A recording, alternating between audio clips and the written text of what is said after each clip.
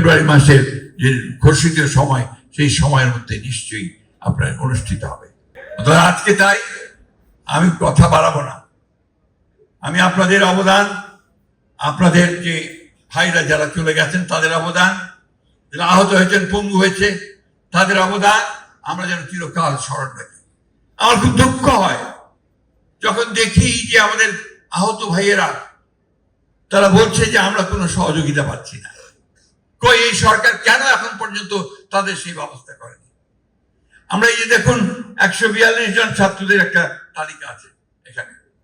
আমি জিজ্ঞেস করছিলাম এখন যে এদের নামগুলো এখন পর্যন্ত গেজেটেড হয়েছে কিনা, তারা বললো যে না, হয়নি। তাহলে কার নাম গেজেট করছে? যারা প্রাণ দিয়েছে তাদের নাম যদি গেজেটভুক্ত হয় তাহলে কার নাম দিয়েছে? আমি অনুরোধ করবো নেতৃবৃন্দকে এই বিষয়টা নিয়ে আপনার সরকারের যথাযথ যে আপনার ডিপার্টমেন্ট আছে তাদের সাথে কথা বলবেন এবং তাদের নাম যেন এখানে আপনার গেজেটেড হয় তার জন্য ব্যবস্থা গ্রহণ করবেন। RICL TMX, যুগের পর যুগ স্থাপনা থাকে মজবুত। দ্বিতীয় কথা যেটা আমি আগেও বলেছি যে আমরা তো আপনার ফ্যাসিস্ট মুক্ত হয়েছি, সুযোগ সৃষ্টি হয়েছে নতুন একটা গণতান্ত্রিক একটা ব্যবস্থা ফিরিয়ে নিয়ে আসার, তাই না? কিন্তু ষড়যন্ত্র তো থেমে নাই। যে কোনো কিছু আগে আপনারা বলেছেন যে ফ্যাসিবাদ তো এখনো শেষ হয়ে যায়। আজকে লক্ষ্য করে দেখুন যে পরিকল্পিতভাবে এই গণতন্ত্রের যেন উত্তরণ না ঘটে তার জন্য কাজ শুরু হয়েছে।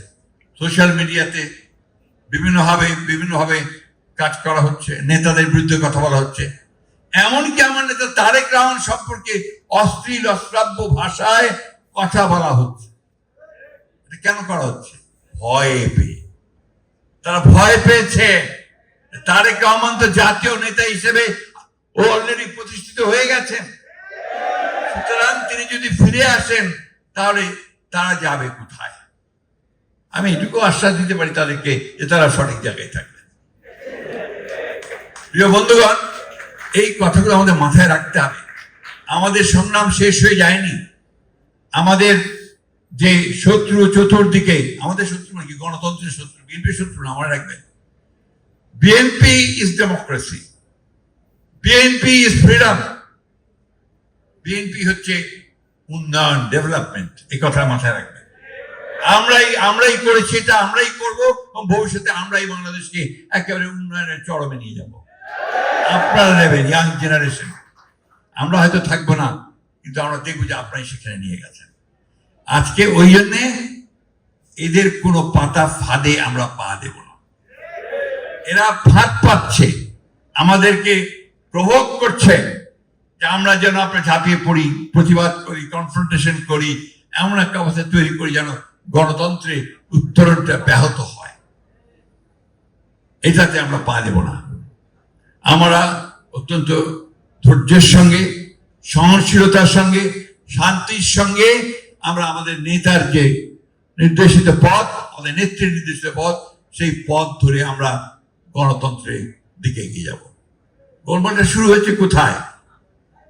গোলমালটা শুরু হয়েছে যেই আপনার ফেব্রুয়ারিতে নির্বাচনের কথা ঠিক হলো লন্ডনে বসে আমাদের চেয়ারম্যান তারেক রহমান সাহেব, অ্যাক্টিং চেয়ারম্যান তারেক রহমান সাহেব এবং চিফ অ্যাডভাইজারের মধ্যে বৈঠকের মধ্যে, তারপর থেকেই গোলমালটা শুরু হয়েছে। অর্থাৎ নির্বাচন হতে দেওয়া যাবে না।